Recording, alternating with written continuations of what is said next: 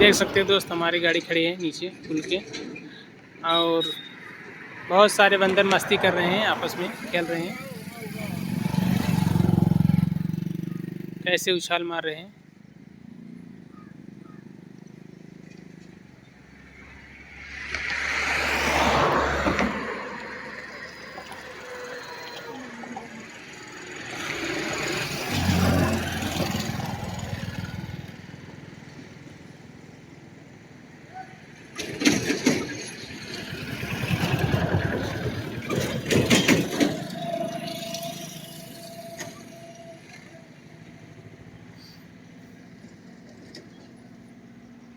एक बार गया भाग के, फिर बालू में वापस आया। देख लीजिए, गाड़ी के पास आ गया। देखो, गाड़ी के ऊपर जाता है, नीचे ही रहते हैं। गाड़ी के ऊपर तो नहीं गया।